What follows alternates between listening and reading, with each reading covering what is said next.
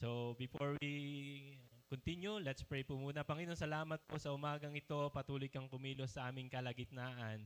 Magpakilala ka sa buhay ng bawat isa at hayaan mo, Panginoon, ang banal na Espiritu, ang kikilos this morning, Panginoon. Lord, patuloy mo kaming samahan at pagpalain sa umagang ito. Mataas ka, Panginoon. In Jesus' name we pray. Amen. Amen. Ayan. Kumusta po uli kayo? Ayan. Okay lang. Ayan. Pabuti na pabuti. Ayan.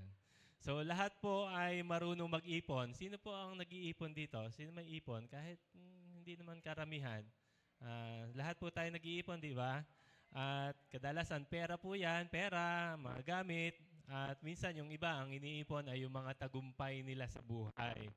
Pero ang paalala po ni Jesus ay huwag lang daw po dito sa lupa mag-iipon ng kayamanan dahil ang lahat daw pong iniipon nating dito lang sa lupa ay pansamantala. So sabi po ni Jesus ay mahalaga na tayo po ay mag-ipon din ng kayamanan sa langit. At sa umaga pong ito, ang ating pong topic ay mag-ipon ng kayamanan sa langit. Ayan. Sabihin mo sa katabi mo, mag-iipon tayo ng kayamanan sa langit. Mahalaga po ito. Ayan.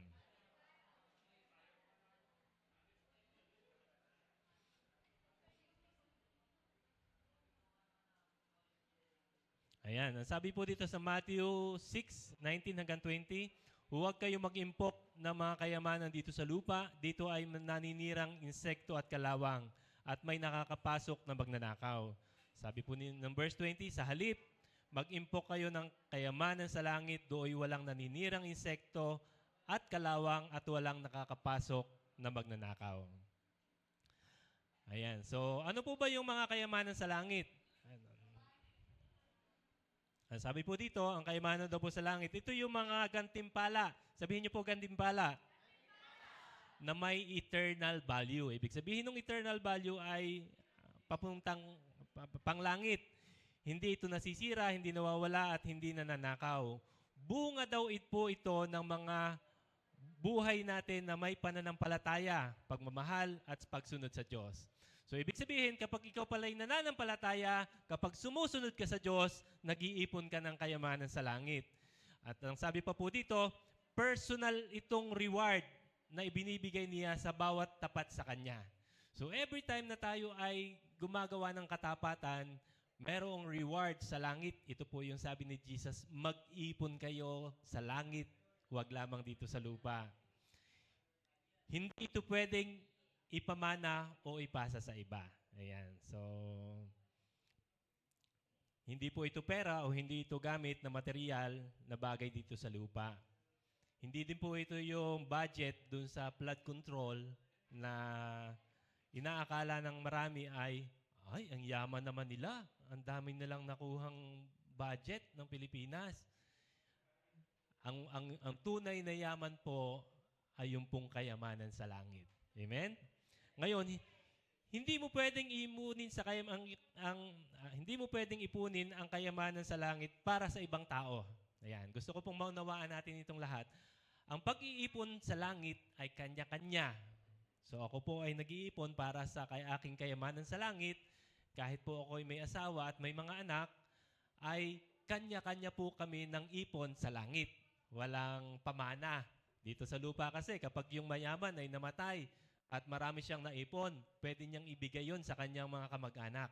Pero ang pag-iipon po sa langit ay kanya-kanya. Hindi po pwedeng yung inipon ko ay kasali yung aking mahal sa buhay. Pero pwede tayong maka-impluensya sa iba para sila din po ay mag-ipon. Amen? Yan, sabihin mo ulit, mag-iipon tayo. Bakit kailangan mag-ipon ng kayamanan sa langit?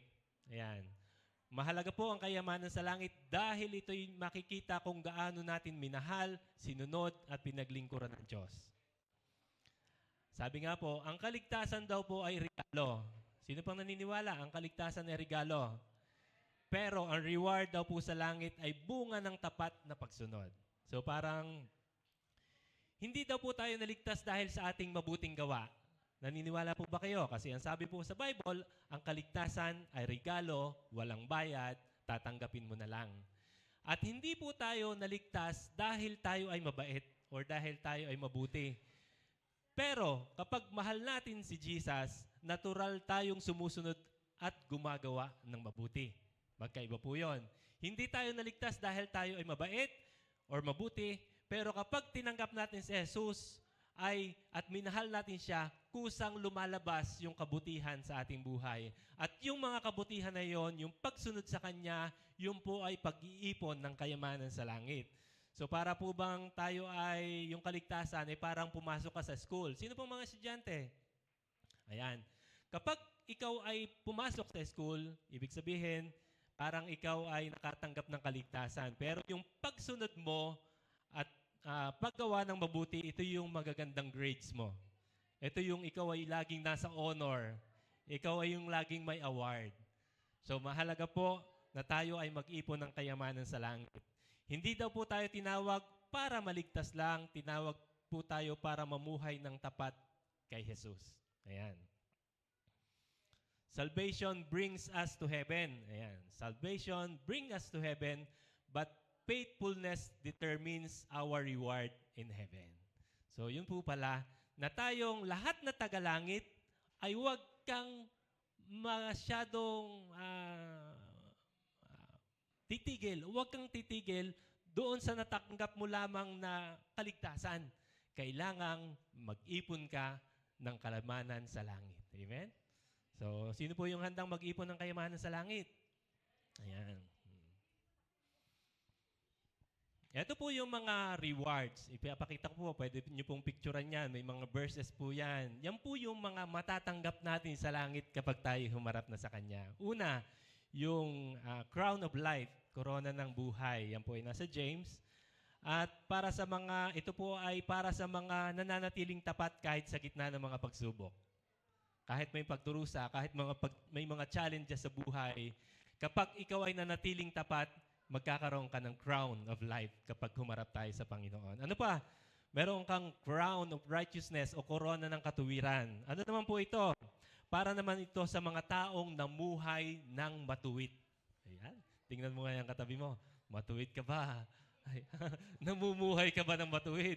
Kasi kapag namuhay ka ng matuwid dito, kapag humarap tayo sa Lord, bibigyan ka ng Panginoon ng crown of righteousness. Ano pa? Crown of rejoicing or soul winner's crown. Ano naman po ito? Para sa mga nagbabahagi ng gospel, para sa mga nag-share, para sa mga nag-aakay papunta kay Jesus, para sa mga taong nagpapakilala kung sino si Jesus. Ano pa po? Crown of glory. Ayan. Or corona ng kaluwalhatian. Ano naman po yan? Para sa mga naglilingkod ng tapat, lalo na sa nagpapastor, nagtuturo, o nangunguna sa mga tao para sa Diyos. Ayan. So, meron na po ba tayong pasok dito? Meron pa yan, meron pa. Marami po yan. Hanggang 10 po itong nakalista dito. Ayan. So, panlima, ano pa yung bukod sa reward, ay may nihanda rin ang Diyos para sa atin, hindi lang po crown. Ano po yung pwede natin makuha? Eternal joy and satisfaction. So, ano man po yan? Kagalakan na hindi kayang ibigay ng mundo. Ayan. Number 6, rewards for every good works. Ayan, taas ang kamay ng mga walang tigil na gumagawa ng mabuti. Ayan. Kapag humarap tayo sa Lord, meron kang reward sa langit na reward of every good works. Bawat kabutihan, sakripisyo at paglilingkod, may kabayaran. Merong inihandaan Diyos doon sa atin sa langit. Number 7, greater responsibility in God's kingdom. Ito naman po yung nagkakatiwala ka sa Diyos ng buhay na mas malaki at nagiging faithful ka sa Kanya. Ayan. So, taas po naman kamay ng mga faithful. Ayan. Kukunti na. Kukunti na. Ayan. Eternal inheritance. Ayan. Bakit ko po ito sinasabi? Kasi mahalaga pong maunawaan natin na nag-iipon pala tayo ano yung ating mga iniipon. Amen? Ang special honor from eternal inheritance, sabi po dito, mana na hindi nasisira, hindi kumukupas. Number 9, special honor from Jesus. Ito'y pagkakilala sa Panginoon sa buhay mong naging tapat. So, ang dami pong palang natatanggap natin kapag tayo ay namumuhay ng may katapatan, may pagsunod sa ating Panginoon. Being close to Jesus. Ayan. So hindi lahat po ng ligtas ay pare-pareho ng reward. May mga malapit sa trono ayon sa faithfulness na ibinigay mo para sa Panginoon. Ayan. So hindi tayo mag-iipon ng reward tulad ng mga corona. Pwede rin nating ipunin yung mga gantimpala ni Jesus. Amen? And this morning, ang ating pong number 1 point, i-convert ang kayamanan sa lupa sa kayamanan sa langit. Pwede pala. Sabi ni Jesus kanina, huwag kayong mag-ipon ng kayamanan sa lupa. Bagkus, doon kayo mag-ipon ng kayamanan sa langit. Pero kung ikaw ay marami ng kayamanan dito sa lupa, pwede mo palang i-convert yung yaman mo dito sa lupa na maging yaman mo din sa langit. Paano? Ang sabi po doon, store up yourselves treasure in heaven. Hindi po ibig sabihin na ibenta mo po yung ari-arian mo. Kundi gamitin mo yung kayamanan mo sa lupa para sa mga bagay na may eternal na bunga. Ayan. Paano? Gamitin mo yung resources mo upang makatulong sa nangangailangan. Sino po yung matutulungin? Ayan. Kapag ikaw po ay mayroong sarili at gusto mong ibigay sa iba, ang tawag po doon ay pagtulong. At yun po ay pag-iipon, pagko-convert ng kayamanan mo dito sa lupa. Pagbibigay sa gawain ng Panginoon. Ayan. Sino po yung nagsusupport para sa gawain ng Lord? Amen? Yung nagbibigay po ng ating mga tithes, ng ating mga offering, yan po ay pag-iipon ng pagbibigay ng pledge, pagbibigay ng iyong talent, yan po ay pag-iipon ng kayamanan sa langit. Paggamit ng oras mo, at talent sa paglilingkod sa Diyos.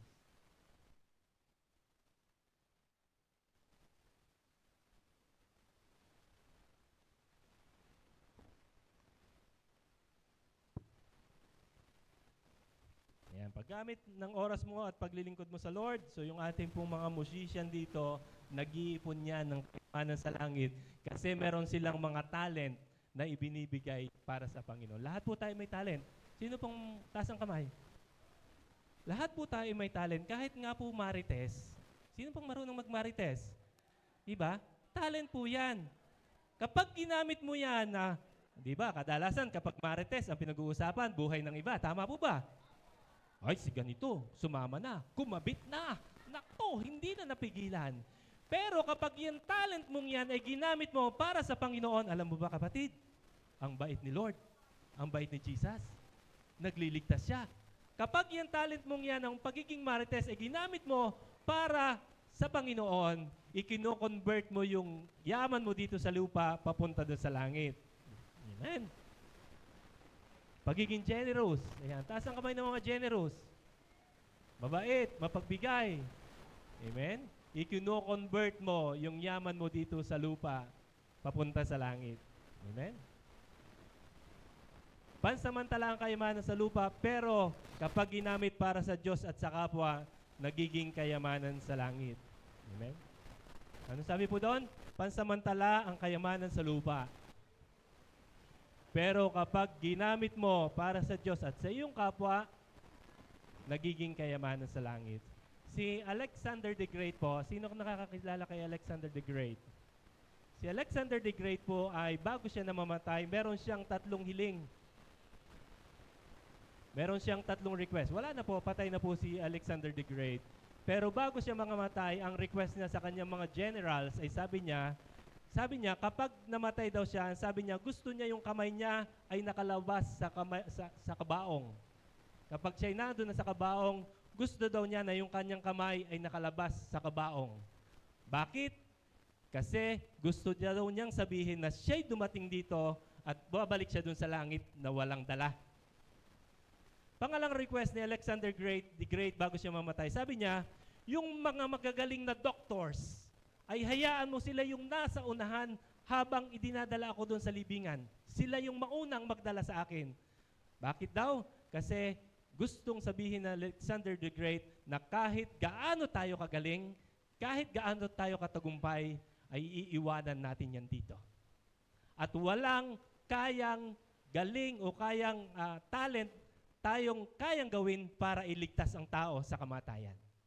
Amen? Ano po yung pangatlo niyang request?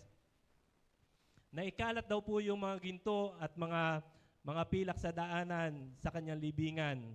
Na ang ibig sabihin daw po na ang kayamanan dito sa lupa ay tulad ng pera ay ari-arian lamang na iiwan dito. So yun pala kaya sinasabi ni Alexander the Great, sinasabi ni Jesus, huwag kayong mag-iiwan ng kayamanan, mag-iipon ng kayamanan dito sa lupa. Pero kung mayaman ka na dito ngayon, i-convert mo yan para mas yumaman ka dun sa langit. Amen? Amen?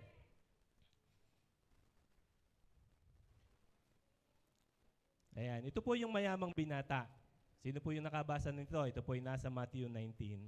Meron pong isang binatang mayaman na lumapit kay Jesus. Ito po yung tanong niya. Sabi niya, ano ang dapat kong gawin para magkaroon ng buhay na walang hanggan? So, sabi po ni Jesus, before po yan, sabi niya, ay di sundin mo yung mga utos.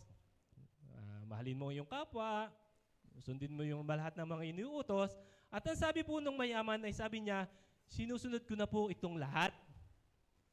At sumagot uli si Jesus at ang sabi niya, sumagot si Jesus, ipagbili mo ang iyong mga ari-arian, ibigay mo sa mahihirap at magkakaroon ka ng kayamanan sa langit pagkatapos sumunod ka sa akin.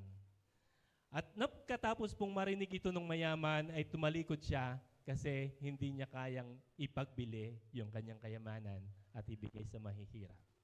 Nalungkot siya. Pero bakit po ito sinabi ni Jesus? Hindi dahil masama ang kayamanan, hindi po masama ang kayamanan, kundi dahil ayaw ng binatang ito na i-convert yung yaman niya sa kayamanan sa langit. Hadlang po ang kayamanan or any wealth na meron tayo kung mas mahal natin ito kaysa sa Diyos. Amen? Kung yung kayamanan natin dito ay mas mahal natin kaysa sa Panginoon, yun po yung hadlang. Yun po yung hindi maganda. Amen? Ang problema sa binata ay hindi yaman, kundi ang puso niya ay naka-attach doon sa yaman. Yan. Hindi siya handang i-convert yung kanyang yaman. Na dapat sana ay pwedeng gamitin yung yaman para tumulong, para magbigay, para mag-invest sa kaharian sa langit, at para sundan si Jesus, pero hindi niya ito ginawa. Amen? Si Henry C. po, senior, bago siya namatay, wala na po si Henry C. May-ari ng SM. Sino pa nakakaalam ng SM? Sino pong nakapunta na sa SM? Sino pong hindi pa? Ay mamaya po ay pupunta po tayo. Dine, may Santa Mesa. SM Santa Mesa. Siguro naman po, lahat na tayo nakakita na ng SM, di ba? Si Henry Senior, Senior po ay wala na. Pero hindi po siya vocal talagang preacher. Pero in an interview, bago siya namatay, ay ito po ang kanyang sinabi. You cannot take anything with you when you go. Ang sabi po ni Henry C. na pinakamayaman, isa sa pinakamayaman dito sa Pilipinas, ay sinabi niya, ang kanyang interview before siya mamatay, you cannot take anything with you when you go. At alam niyo po yung ginawa niya, for the last years ng kanyang buhay, he dedicate his life for charity, for education, lahat pagtulong. Ano po yung point? Si Henry C. na mayaman, hindi tulad ng mayamang ito, ikinonvert ni Henry C. yung kanyang yaman dito sa lupa, papunta dun sa yaman sa langit. Amen? Amen? So nauunawaan na po natin kung gaano kahalaga ang mag-ipon ng kayamanan sa langit. Ang pagsunod kay Jesus ay dapat may kapalit. May kapalit po ang pagsunod kay Jesus. At yan po ay yung willingness to surrender. Willingness to surrender. Sabihin nyo nga po, willingness to surrender. Ang pagsunod kay Jesus ay pagsuko. Ang pagsuko ay pagsabing kung anong sinabi ni Jesus, yun ang susundin mo. Hindi po ito madali. Kasi when we accept Jesus as Lord and Savior, noon pong unang panahon, kapag sinabing Lord, sinasamba. Kapag lumalabas yung mga king and queens at hindi ka yumukod, papatayin ka. And when we accept Jesus as Lord and Savior, when we say Lord, siya dapat yung masusunod. At kapag tinanggap natin si Jesus, ito yung kapalit, magandang kapalit ito actually, na willing tayong isurrender talaga yung buhay natin para sa Kanya. Hindi lahat po tayo ay tinawag na unahin si Jesus. Kaya kailangan po nating, Dahil lahat tayo tinawag na unahin si Jesus kaysa anumang kayamanan. Amen? Number 2, mas dagdagan pa ang ipong kayamanan sa langit.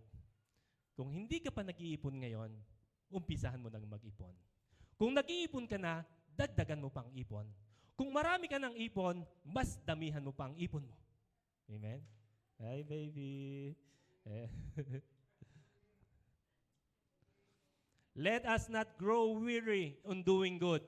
Huwag daw po tayong mapapagod na gumawa ng mabuti. Ang sabi po, hindi sapat ang isang mabuting gawa. Hindi daw po sapat ang isang paglilingkod. Hindi daw sapat ang isang panahon ng katapatan. Ang tunay na mayaman sa langit ay patuloy na gumagawa ng mabuti at tapat kay Jesus. Pamula nang nag-umpisa siyang tumanggap kay Jesus. Amen? Ang paraan po para madagdagan pa yung ating mga kayamanan sa langit, patuloy tayong sumunod sa Kanya. Sumunod sa Kanya mga salita. At mauunawaan lang natin ang magandang plano at ang direction ng Lord kapag binabasa natin ang Kanyang salita. Amen? Kapag nakikinig tayo ng salita. At dahil andito ka ngayon, willing kang makinig ng Kanyang salita. Patuloy na pag-iwas sa kasalanan. So kapag umiiwas tayo sa kasalanan, mas dinadagdagan pa natin yung kayamanan natin dun sa langit. Masisipag na naglilingkod sa ministry o para sa Panginoon, yung pong ating mga drivers dyan, hindi niyo po ba alam na every morning, every Sunday, may susundo sa isang lugar na ganito, may susundo sa isa pang lugar, may susundo pa sa isa pang lugar. Yan po ay pag-iipon ng kayamanan sa langit. Dinadagdagan mo pa yung kayamanan mo. Pagtatanim ng kabutihan sa pamilya, sa kaibigan, sa trabaho, pagiging faithful kahit walang nakakita. Ang dami pong pagkakataon para tayo mag-ipon.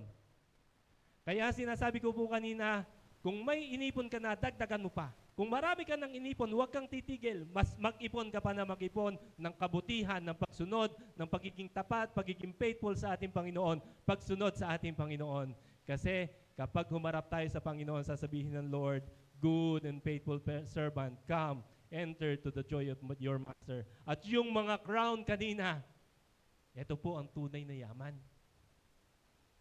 Ang iniisip po ng iba, ang lalaki ng bahay ko dito, ang dadami kong pinatayo sa sakyan, ang dami ko, yan pong lahat ay andito. Kaya sinabi ni Alexander the Great, kapag namatay ako, ilabas niyo yung aking kamay sa aking kabaong. It represent na dumating ako, pag alis ko, wala akong dala.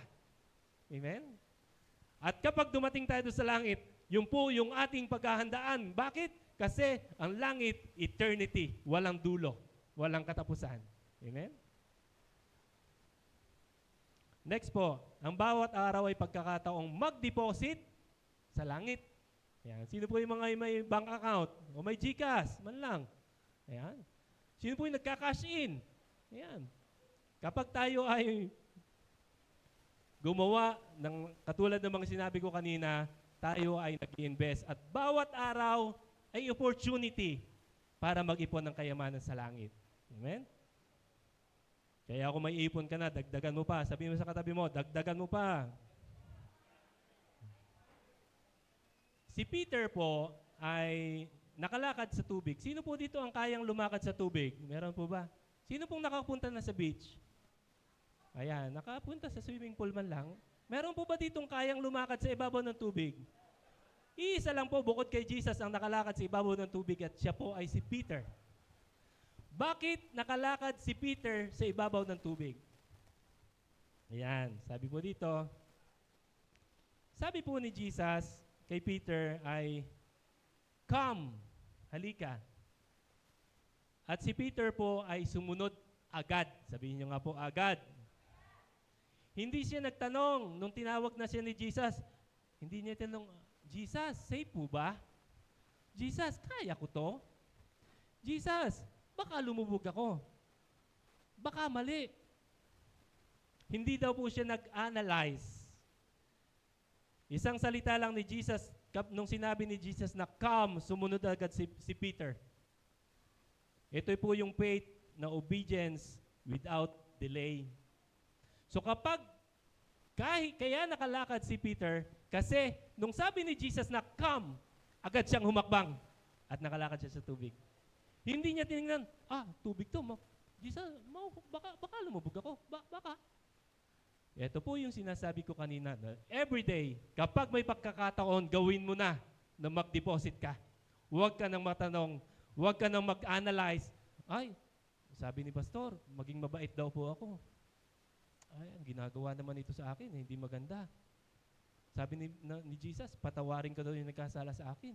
Ay, tama, kayang patawarin. Hindi, kapag sinabi ni Jesus, sinabi na salita ng Diyos, gawin mo na without hesitation. Humakbang ka na agad, katulad ni Peter. Kaya siya nakalakad, hindi na siya nag-analyze, sumunod na siya agad.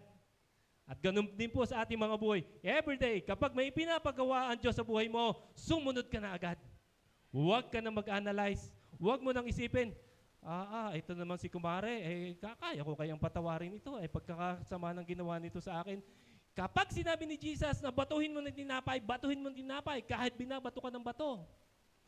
Kapag sinabi parang hindi ko kayang patawarin, sabi ni Jesus, magpatawad ka agad. Ilang beses? Ang dami.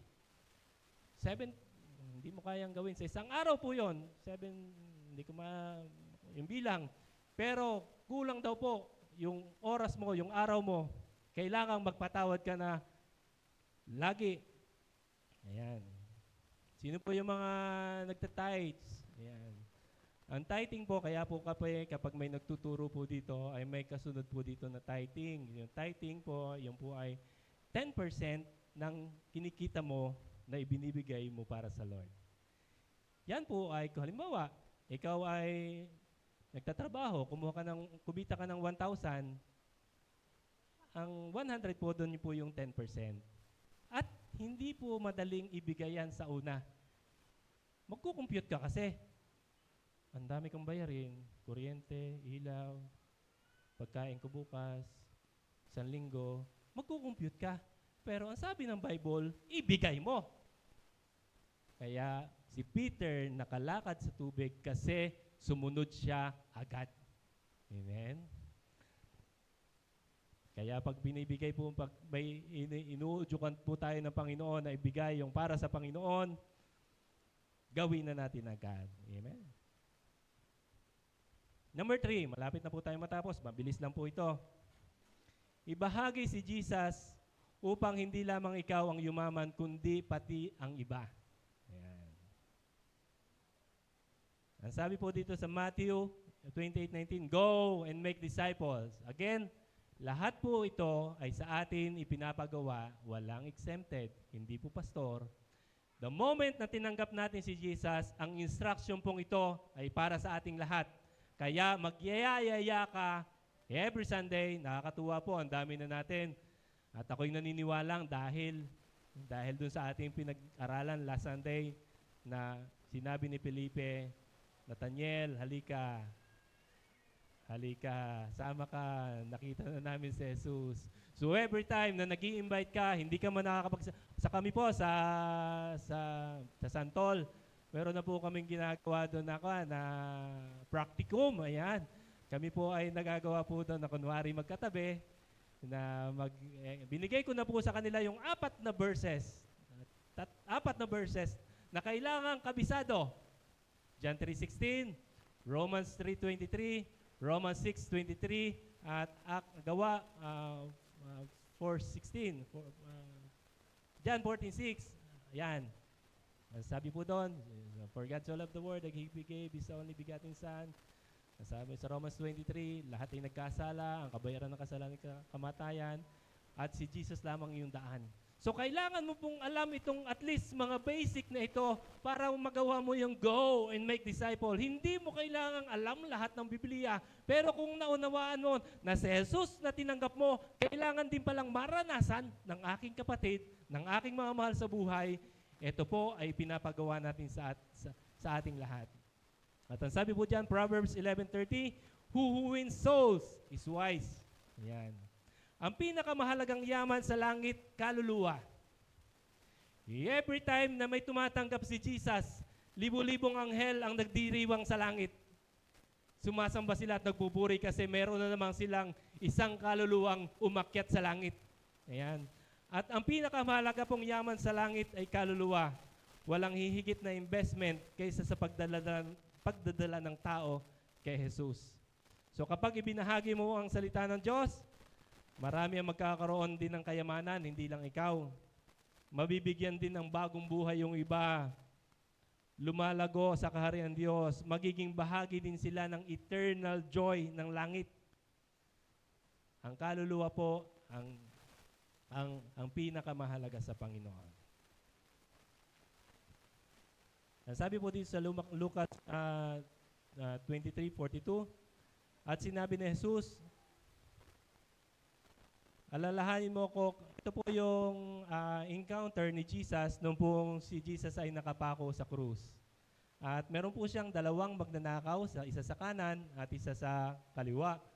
At si Jesus po ay nakapako sa krus. Ang sabi ng isang magnanakaw, kung talagang ikaw ay Diyos, bumaba ka dyan. Isama mo na rin kami, iligtas mo rin kami, ibaba mo kami. Pero ang sabi po nung nasa kanan, sabi niya, ano ka ba? Tayo, deserve natin ito.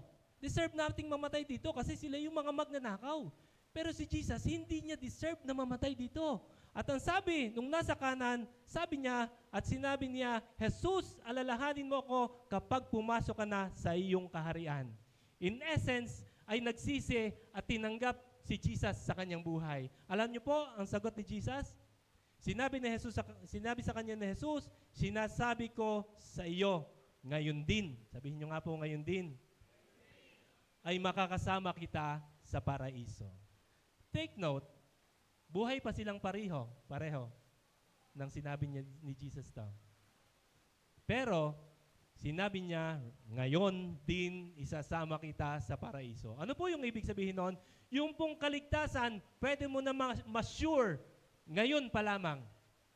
Kapag tinanggap mo si Jesus, sasabihin niya, ngayon din, isasama kita sa paraiso. Kahit hindi ka pa pumunta agad sa kabilang buhay, pero ang sabi po dyan, right there and then, kapag nung nagsisi, nung tinanggap si Jesus, ang sabi ni Jesus, ngayon din, isasama kita sa paraiso. Amen?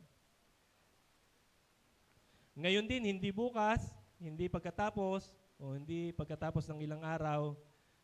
So kahit buhay pa sila, sa sandaling iyon, sinabi ni Jesus, ang katiyakan, sigurado, yung magnanakaw ay makakasama sa paraiso. Instant ang kapatawaran, instant ang salvation, instant ang assurance ng langit.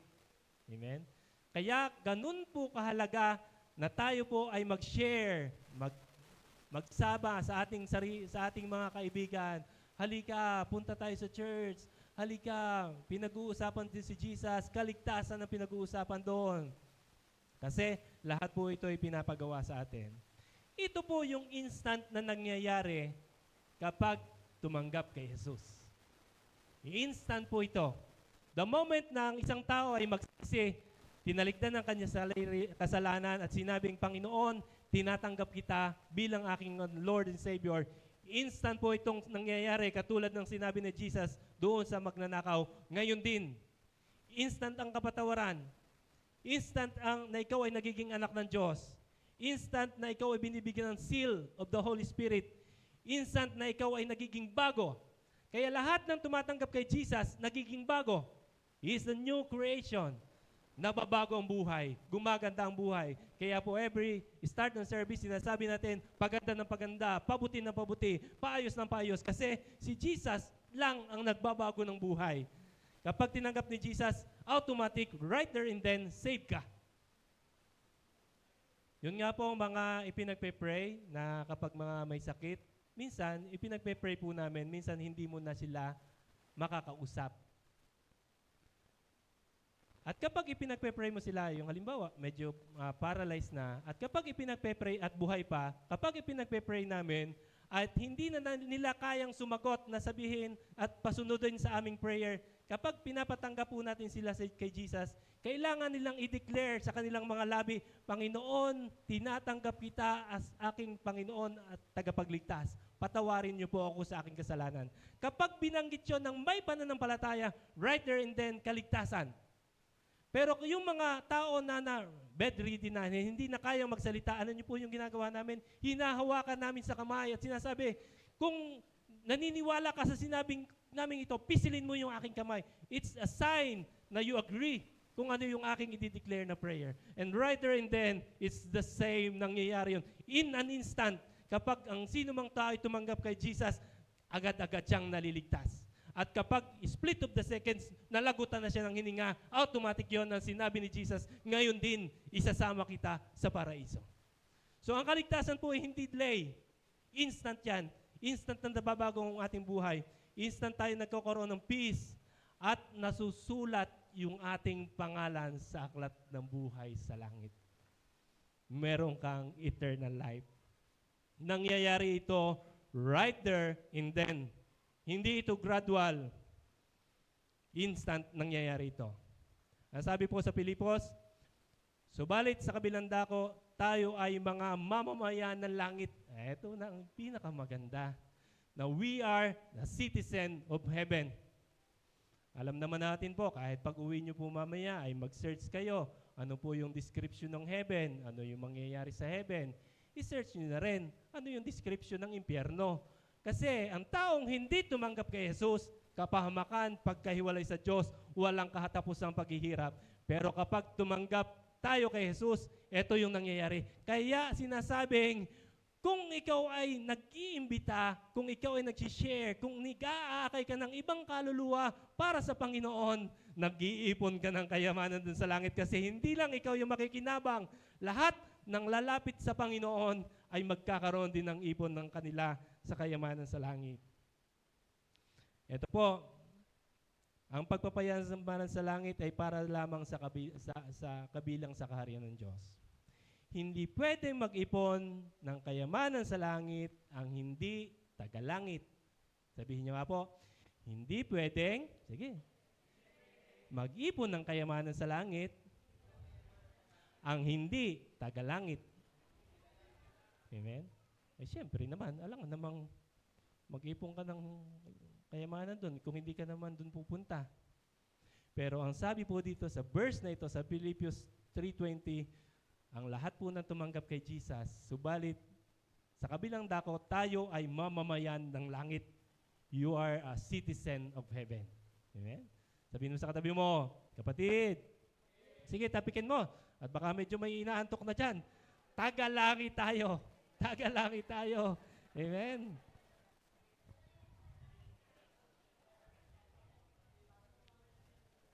Kaya gagamitin ka para sa iba. Hindi po aksidente na kayo po ay narito ngayon.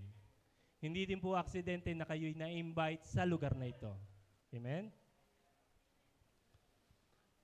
Ilang verses na po lamang. Two slides na lang. Matatapos na po tayo. And mahalaga po ito. Gusto ko pong bigyan ito ng diin sa ating mga buhay.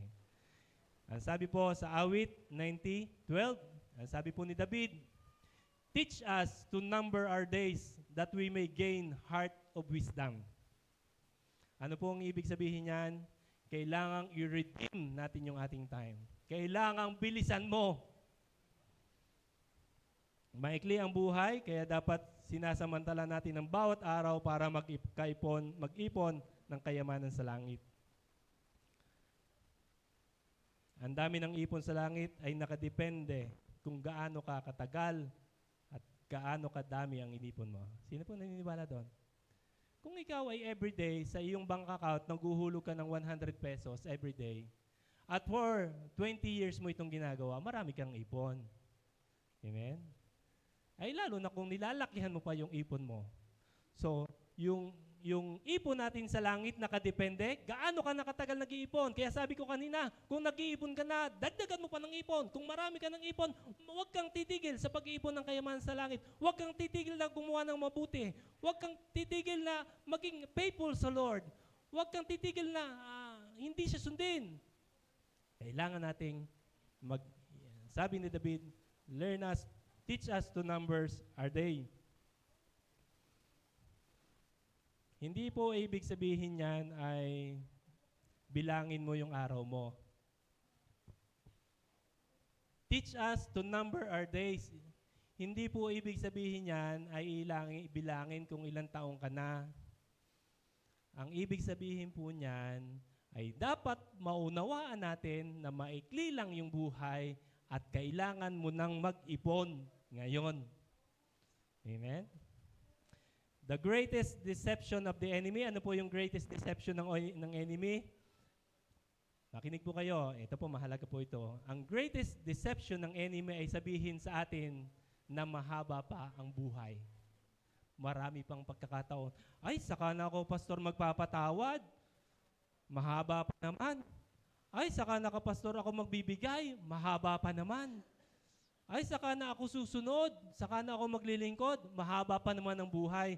That's the greatest deception of the enemy. Yung sabihin sa iyo at ipaunawa sa iyo na mahaba pa ang buhay. Pero sabi na David, teach us to number our days. Na maunawaan na maikli lang mo yung buhay. Kaya yung lagi sinasabi ni Lola Reb. Ano yan? Ano siya sabi ni Lola Reb? Lagi, redeem your time. Kailangang, ano siya sabi ni Lola?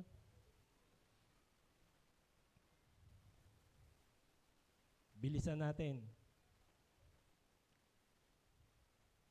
The greatest deception of the enemy ay sabihin sa atin na marami pang pagkakataon.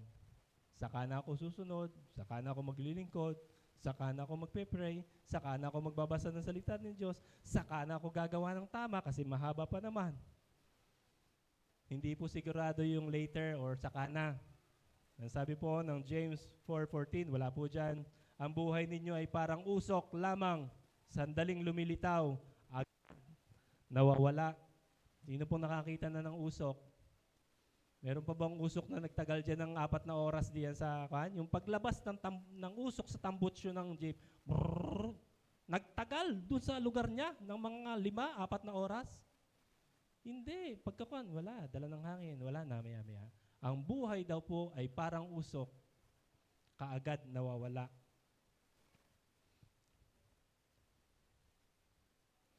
Si Satan po ay hindi niya, ang strategy niya ay ganito. Maunawaan po natin.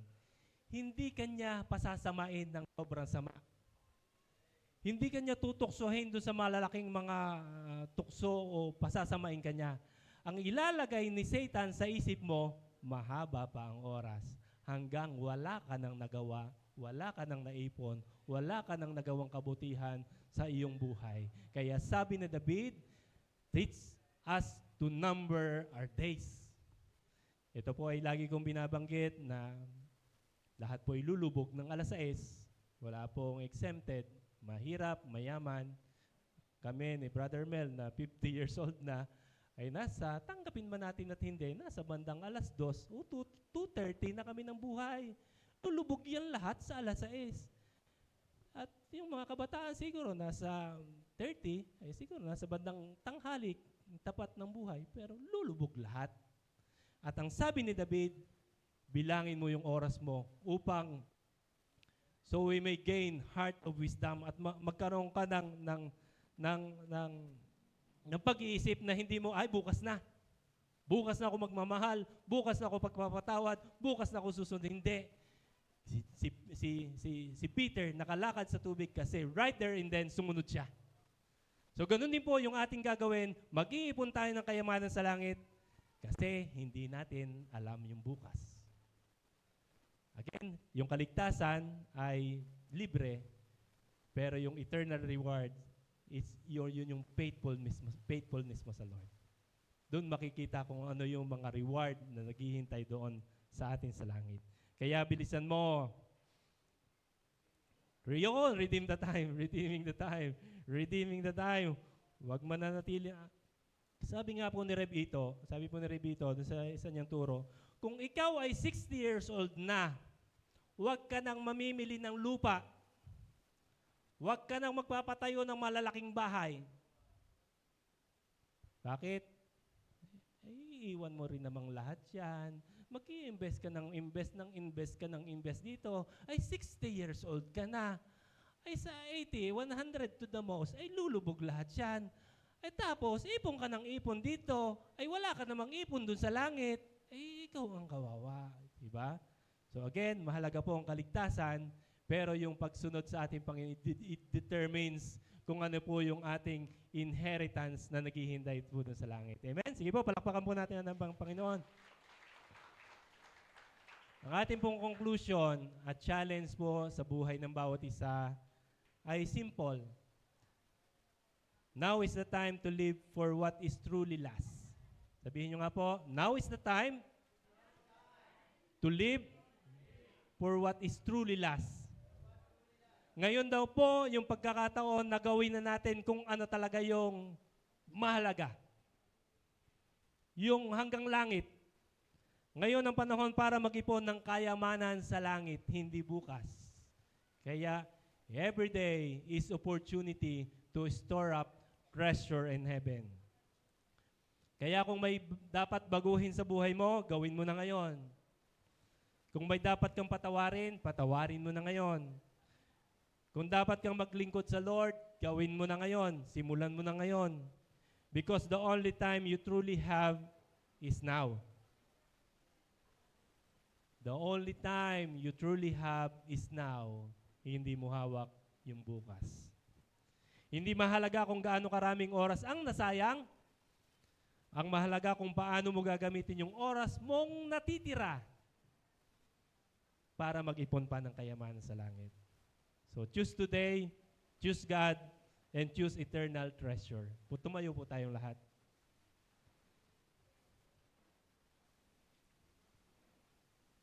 Tayo po iaawit sa Panginoon and we will start by surrendering our life. Mahalaga po ito na tunay na isurrender natin sa Panginoon ang ating buhay. Sino po yung kayang magdagdag ng kanyang buhay na kahit isang araw lang? Wala po. Ang lahat pong ito ay grace. Even the air you breathe. Meron po bang kayang mag-manufacture ng hangin? Or yung lakas mo na meron ka, kaya mo bang gawin yan? Lahat po yan ay grace. At lahat po ay regalo ng Panginoon. Lahat ng tinatanggap natin ng libre, yan po ay grace ng Panginoon. And this time ay hayaan niyo pong umawi tayo sa Panginoon na, Lord, I surrender my life to you. Everything I have, everything I own, Lord, I surrender my life to you. Aawi tayo sa Panginoon, and when you raise your hand, it's the sign that you are surrendering your life to Him.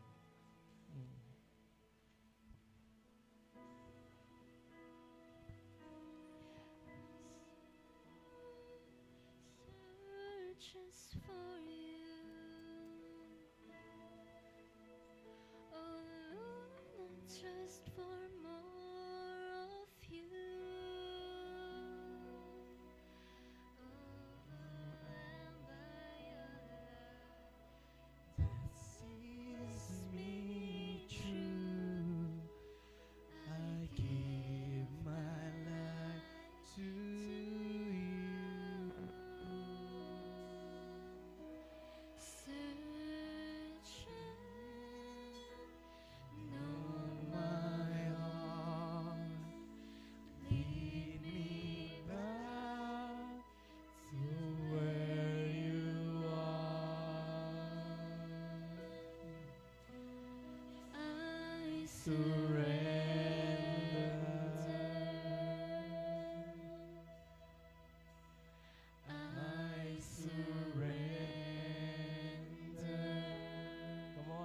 Sing out to Him. I surrender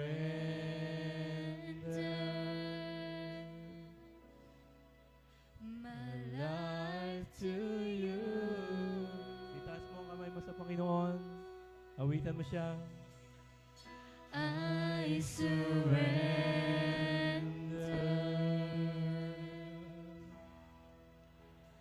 I surrender.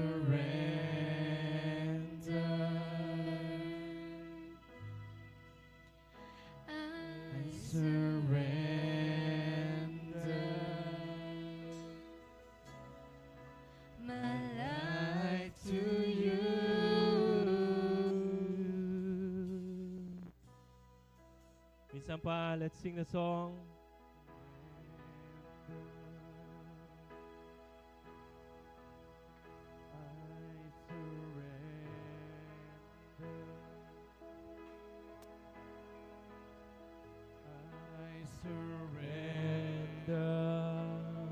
Isuko mo yung buhay mo sa Panginoon this morning. My life to you. Kumikilos sa Panginoon sa ating kalagitnaan. The presence of the Lord is real right now.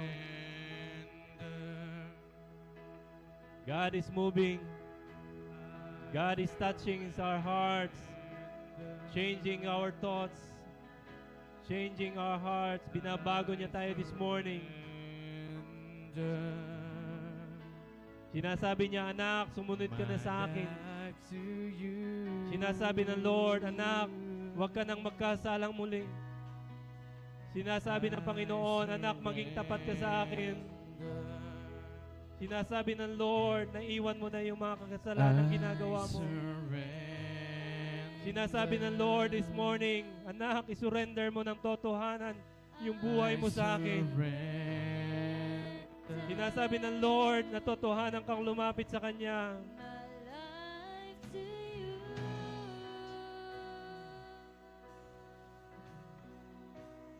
I surrender.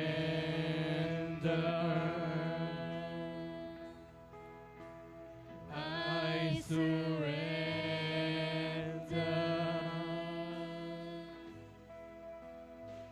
I surrender. To you I give my all, lover of my soul. I Surrender.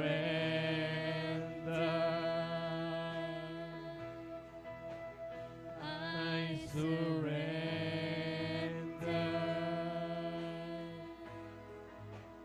I Surrender.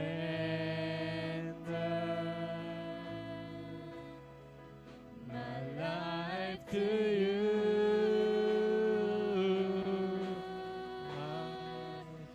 I Surrender. I surrender. Niyayakap ka ng Panginoon this morning. Patuloy kang minamahal ng ating Panginoon. Lahat ng lumalapit sa Kanya ay hindi niya tinataboy. Ina-accept ka ng Lord this morning. Sinasabi niya, anak, you are my most precious possession. You are the apple of the eyes ng Panginoon. Nire-restore ng Lord this morning ang iyong identity at gusto niyang sabihin sa iyo, ikaw ay anak. At anytime, pwede kang tumawag sa ating Ama sa Langit ng Abba Father. Ikaw ay tagalangit. Ikaw ay minamahal ng Panginoon. Ibinigay niya yung kanyang buhay para sa iyo. At this morning, pwede po bang ilagay natin yung ating kamay sa ating dibdib?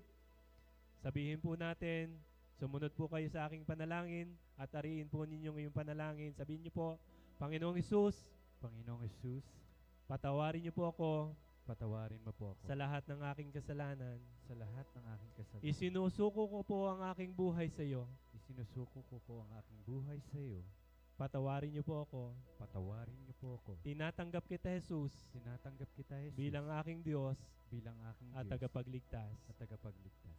Isulat niyo po ang aking pangalan Isulat niyo po ang sa aking aklat ng pangalan buhay sa langit. sa aklat ng buhay In Jesus' sa langit. name, In Jesus' name. Amen. Ako na lang po Amen. magpe-pray. Lord, salamat po sa pagkakataong ito. Alam po namin, Panginoon, na Ikaw ay personal mo kaming kinakausap, personal mo kaming minamahal ang bawat isa. Lahat po ay kilala mo sa lugar na ito. Ang sabi mo sa iyong salita, even our hairs are numbered.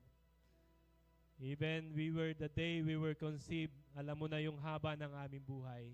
Kami pong lahat ay hindi lingid sa inyo. Kami pong lahat ay iyong nababatid. Lord, pagpalain niyo po yung buhay ng bawat isa at ang patuloy na deklarasyon na kaming lahat, pabuti ng pabuti, paayos ng paayos, paangat ng paangat, pabanal ng pabanal. Lord, lahat kami, Panginoon, pinapaganda mo yung istorya ng aming buhay. At patuloy kami, tuloy-tuloy na mag-iipon ng kayamanan sa langit. At kami nananabik hanggang sa muling pagkakataon na kaming lahat ay haharap sa inyo. At sasabihin mo, good and faithful servant, come, enter to the joy of your master. Lord, maraming salamat po. We trust you everything. Bless you po yung bawat isa, maging lahat ng pamilya, Panginoon, ng bawat isa na amin pong nire-represent. Salamat po, Lord. We thank you, Lord. We love you. And we bring back to you all the praises. In Jesus' name we pray. Lahat po tayo magsabi ng Amen. Amen.